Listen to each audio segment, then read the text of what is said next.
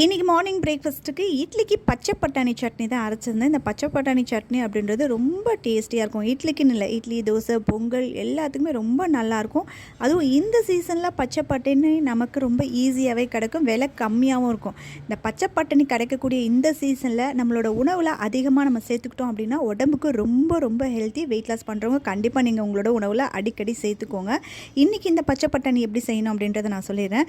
நல்லா ஒரு 1.5 கப் இருக்க மாதிரி பச்சை பட்டாணி எடுத்து வச்சுக்கோங்க. ஒரு 2 வெங்காயம், ஒரு 4 பச்சை மிளகா, ஒரு சின்ன துண்டு இஞ்சி, கருவேப்பிலை நல்லா ஒரு கைப்பிடி இருக்க மாதிரி கருவேப்பிலை, ஒரு துண்டு புளி, தேங்காய். இல்லை, தேங்காவை தவிர மீதி எல்லா பொருட்களையுமே நம்ம வதக்கிட்டு தான் அரைக்க போகிறோம். அதில் ஃபஸ்ட்டு வதக்க வேண்டியது பச்சை பட்டாணி. பச்சை பட்டாணியில் பச்சை ஸ்மெல் இல்லாமல் நல்லா வதக்கி அதுக்கப்புறமா அரைச்சோன்னா சட்னி ரொம்ப டேஸ்ட்டாக இருக்கும். ஆனால் நீங்கள் பச்சையாக அரைச்சிங்கன்னா அது ஒரு சின்ன ஸ்மெல் வரும். அதனால் பச்சை பட்டாணியை ஃபஸ்ட்டு நல்லா வதக்கிடுங்க. அதுக்கப்புறமா தேங்காய் தவிர்த்து மீதி இருக்கக்கூடிய எல்லா பொருட்களையும் நல்லா வதக்கி ஆற வச்சுட்டு அரைக்கும்பொழுது தேங்காவை கூட சேர்த்து அரைச்சி உப்பு கலந்து தாளித்து நீங்கள் ஒரு இட்லி, தோசை, பொங்கலுக்கு கூட இந்த சட்னி அவ்வளோ டேஸ்டியாக இருக்கும். கண்டிப்பாக நீங்கள் ட்ரை பண்ணி பாருங்கள்.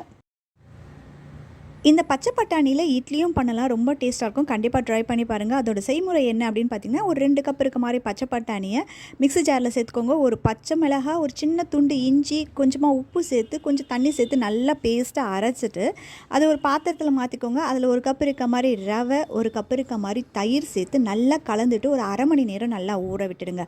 ஊற விட்டதுக்கப்புறமா தாளிப்புக்கு 2 ஸ்பூன் ஆயில் விட்டு கடுகு, ஜீரகம், உளுந்து நல்லா தாளிச்சிட்டு அதை ஆறுனதுக்கப்புறமா அதையும் அந்த மாவோடு கலந்து நீங்கள் இட்லி ஊற்றுனீங்க அப்படின்னா ரொம்ப சூப்பரான பச்சை பட்டாணி ரவா இட்லி கிடைக்கும். அதுக்கு கூட சைட் டிஷ்க்கு சாம்பார் வச்சு சாப்பிட்டிங்கன்னா ரொம்ப டேஸ்ட்டாக இருக்கும். கண்டிப்பாக நீங்கள் எப்பொழுதுமே இந்த பச்சை பட்டாணியை குருமா, வெஜிடபிள் ரைஸ் அது மாதிரி செய்யாமல் இது மாதிரி செஞ்சு சாப்பிடும்பொழுது இந்த சீசனில் ஈஸியாக கிடைக்கக்கூடிய இந்த பச்சை பட்டாணியில் கிடைக்கக்கூடிய எல்லா மருத்துவ குணங்களும் நமக்கு ஈஸியாக கிடைக்கும். கண்டிப்பாக நீங்கள் ட்ரை பண்ணி பாருங்கள்.